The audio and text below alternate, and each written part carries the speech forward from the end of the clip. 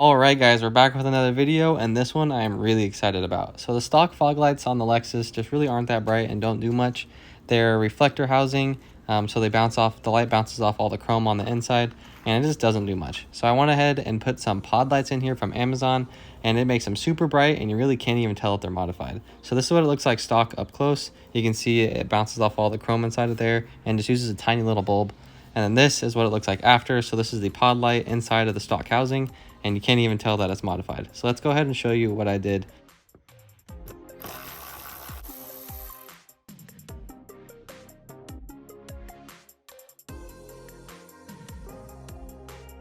Okay, so now that we have the fog light off and ready to go, you can see in here, it's just the stock filament, and it's just the reflector style with the bulb in the center, and then all this chrome shoots the light out. And it just uses a stock bulb right here. And you can keep this bulb if you want. We're gonna just take off this wire, and we're not gonna be using any of this besides this little clip right here, just because we can retain the stock wiring with just using this. So if you want to wire it to a switch, you can do it that way. But I personally like using OEM wiring and not adding another switch into the interior. So most people use the diode, I think it's called, like S2 lights from Baja Designs. And these are not Baja Designs, as you can tell. They look a lot cheaper. These are only like 20 bucks on Amazon, and I tested one side already, and these are freaking bright. So this is all I could ever want, and I'm not going to be paying those Baja Designs price. I'm sure they are good quality, but these do the job just the same to me. So we're going to go ahead and toss these in. I'll go ahead and put the link for these down in the description, and you could grab them. So let's go ahead and show you the steps for getting this ready to go to accept this. So what I'm going to do it is cutting with a Dremel just along the plastic so we can open this up. Other people do it by taking off the lens if you don't want to cut up your housing. I personally don't care. And also, if you do it this way, it's hard to mount the actual light into here and be able to adjust it and all that stuff. So I'm just going to cut this off, and then I'll either glue it back or find a different way to attach it. And I'm just going to go ahead and cut this with a Dremel, and then we could show how to attach the new light in there.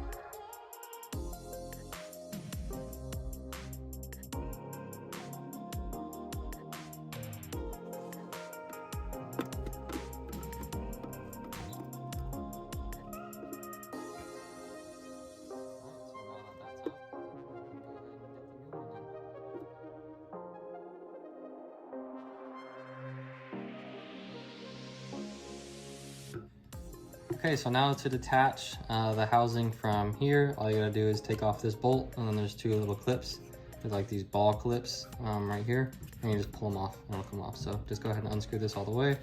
I just use a Phillips or a drill to make it go quicker.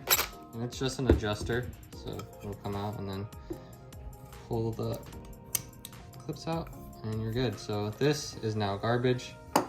This is still gonna be your back plate. If you're going to be using the OEM clip.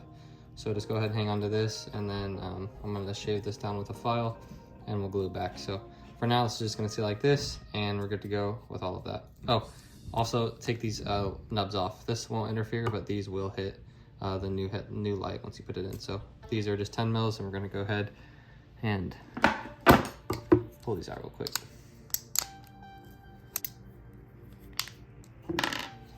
These bolts and brackets come with the light kit, so just go ahead and pull these out, and let's attach the bracket onto the light housing. It's pretty simple, just two bolts, two Allen bolts.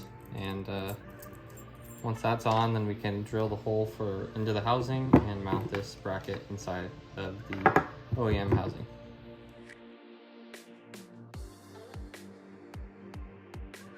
Okay, so we went ahead and drilled the hole, which is just the same size as the bolt hole. And I decided to cut this bolt in half. You could come in with the bolt from the top, but it's gonna hit the wire just because the plastic is so thin, or you could just go ahead and get a smaller bolt. And I also like having the bolt drop into the top here, so that way if it ever comes loose, if there's a nut right here, it won't go free inside of the headlight housing or the fog light housing.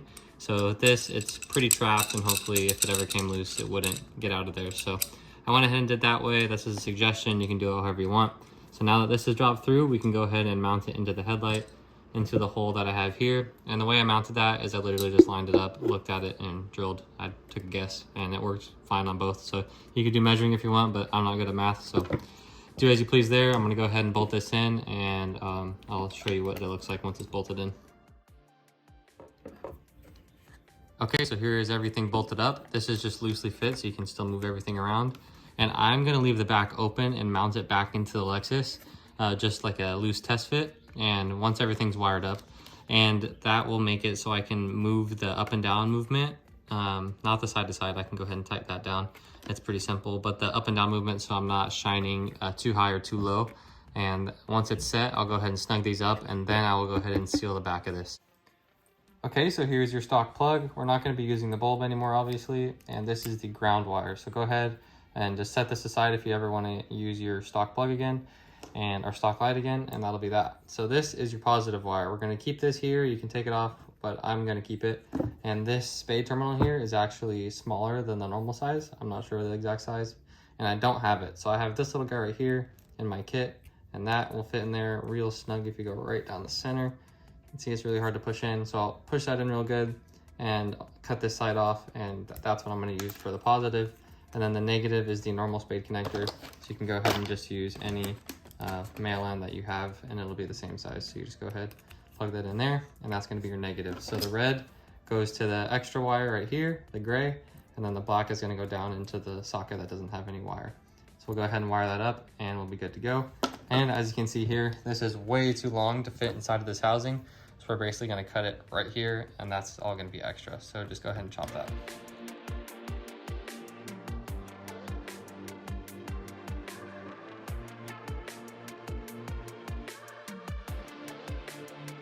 All right, so here we have it wrapped up to mount it onto the car for the temporary test fit and see where the light's pointing. And as you can see, that is what it looks like all done. So honestly, it looked perfect to me. You can't even tell that it's modded at all. And I'm gonna go ahead and put the yellow film over this because this light is really, also it's bright, but it's also pretty blue. And I like the yellow film look and the yellow light look. So I'm gonna go ahead and do that. And now we have it taped up to go ahead and test fit it. We'll look at where the light pattern is, and if we need to change it, we'll take it off and move it, or we'll just take it off and go ahead and finish glue this, and we'll be good to go.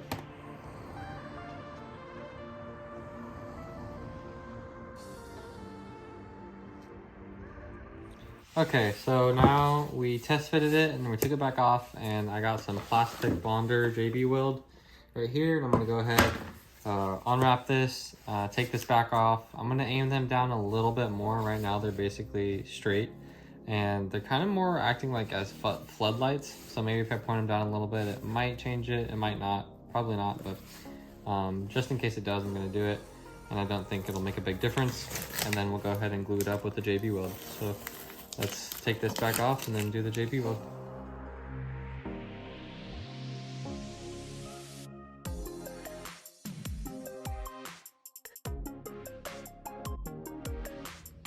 All right, we got it all sealed up and ready to go. I just went around it with some JB weld and we're good. So that should be sealed perfect.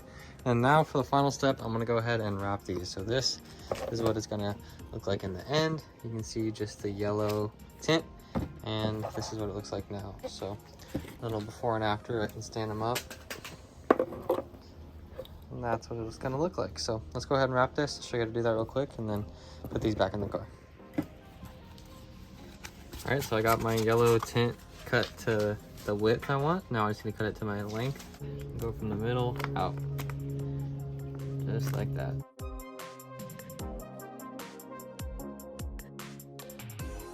All right, so I'm just gonna keep going over this until it's all down, put no more bubbles, and then go ahead and cut it. All right, so we got all the bubbles out, now it's time to cut. So just go ahead, get this. And you wanna angle it a little bit, just like this, just so it doesn't leave an overhang on the tint.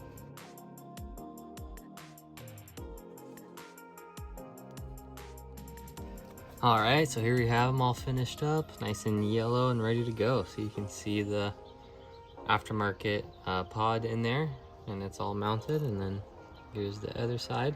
So now we're just gonna go ahead and toss it back in the car and run them. We're good to go.